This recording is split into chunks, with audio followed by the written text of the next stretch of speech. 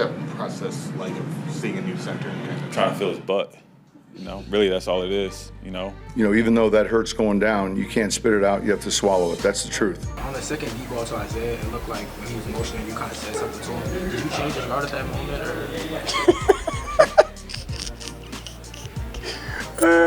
You funny, bro. You funny. All right.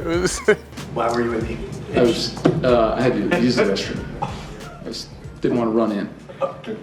Is there any world in your mind where you're not the quarterback of the Bengals next year? I can't see that, no. Have you ever thought about the possibility of not being the quarterback here during your career, or? You think about a lot of things. Hey, Miles, when you went through that trade request, you said you didn't care about records, all that Hall of Fame, all that stuff. You just wanted to win. So, with 2 games to go, and you guys are 3-12, what's it been like for you? Next question.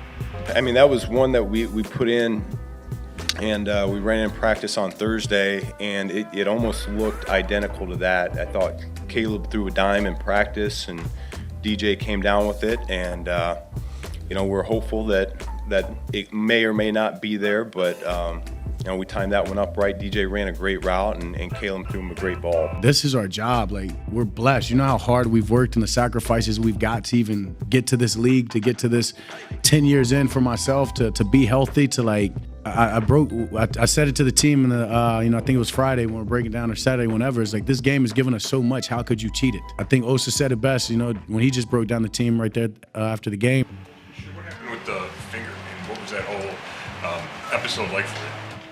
I don't know. You can look online and see what my finger look like if you want. I'm sure they got the details on there. I don't know. My pinky was just like, I put it in my hand warmer. I'm like, why is my pinky not getting cold?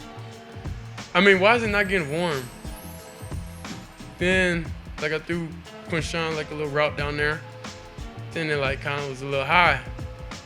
And I was like, dang.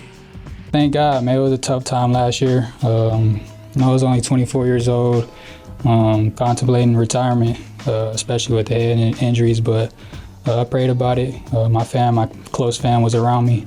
They stuck by my side, and I just gave it another try, another chance, and it's been a great year. I feel like through all the ups and downs, I just kept focused. Kellen still believed in me.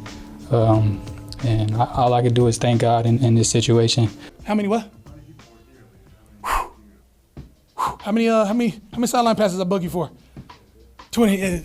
Yeah, and there were still about 10 or 15 people up in the suite still. So we're deep. Teammates get on you for taking that one? Yeah, absolutely. They're upset. Oh, they didn't get. I said, hey, bro, I have not bothered anybody all year because I knew Cardinals game was going to be deep. Jets game was going to be deep. After that, everything in between, I've tried not to burden anybody. I taxed them today. The celebration, just a tribute to John Cena, guy I watched growing up, big WWE guy when I was a kid. So we had that one planned for a while. I just didn't get picked, and Q didn't either. So now we did. So pulled it out. I guess it was a theme. We looked back at one point, the fans was fighting in the thing, and I guess it kind of carried over to the game, but. It's chippy out there, and we have a lot of history with this team, especially since I've been here, and they have it in the past. But this team don't like us. This is the truth. And we don't like them either. But we gotta keep it football. And Mike's picked you up saying please during the coin toss. You said tails please, and defer please. Are you always that polite during the pregame coin toss? I think usually I always say please, and it doesn't hurt. Maybe. We've been pretty good at coin tosses this year, so maybe that's the reason. But I think it's best to just put out good energy and hopefully you're able to win the coin toss. What was the last minute like for you on the sideline, especially during that review? What kind of conversations were you having during that? I was trying to read Carl's lips and see what he was saying, and I saw him mouth OPI end of the game. So I felt pretty confident that was what was going to happen, but you never know. It's more time, and like I said, I was there for the Fail Mary game. I was standing from me to you, from the replacement refs as they caved to the pressure of an angry Seattle field when that was obviously not simultaneous possession. So I was glad that it ended up like that. Wild game.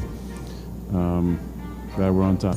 I heard about it, but I hadn't seen it, and I hadn't had an opportunity to talk to DK, and so I have no comment. I get that people talk about the other team and how they can attack them. Mm-hmm. Did any of that, what you heard, make you think twice or make you think, well, why are they saying this? No, absolutely not.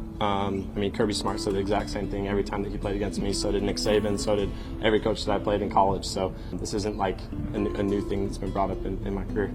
I played ass today. I don't think I played to my standard. I feel like I could have been a lot better. I didn't come ready to play today, and it kind of reflected on the rest of the defense. So Puka just tweeted something out, kind of taking like a veiled shot there at the refs.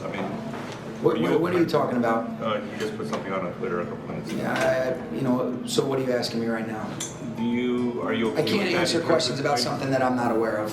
Okay, but are you okay with players kind of expressing frustration over things like that? Or is that something that you hope that they kind of keep to themselves? I got to have more information before I answer any of those kind of questions. What conversations have you had with Puka about his live stream this week? Yeah, he was very apologetic. I don't think he understood the totality of some of the things. I think he issued that apology. I know this guy's heart, and for anybody that was offended, terribly sorry about that. I know he feels that same exact way. He's a young guy that's a great kid that's continuing to learn about, just the platform that he has. I love him. We're going to continue to put our arm around him and help him learn and grow.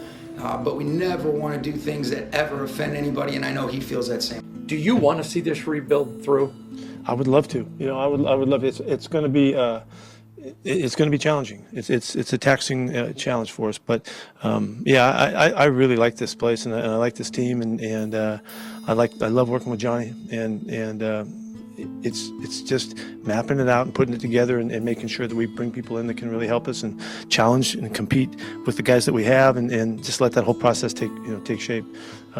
It's just unfortunate that there's not 5 or 6 or 7 or 8 wins in here that should have accompanied this season right now, and it blows me away that this is the situation that we're in because I have no space in my brain for this, but maybe it had to be this hard. You look back on it, I think it's pretty easy to say he should have been in there or shouldn't have been in there, but we're rotating those guys throughout the game as 2 backs, but yeah, game-winning drive. Do I want Derrick Henry on the field? Sure, I do want him on the field. Does it mean anything more to you that the fact that you did this in Arizona and had family here to see that too? Yeah, it means a lot. Like to do it in Arizona, to do it in front of all the people that supported me when I was a kid. For me, this is a huge moment. At the end of the game, they were all chanting, "Let's go!" You just heard it from everybody. You thought it could have been a home game. I just really appreciate everybody that showed up today. They came and supported us, and I just want them to know that I support them through everything, and I really appreciate them.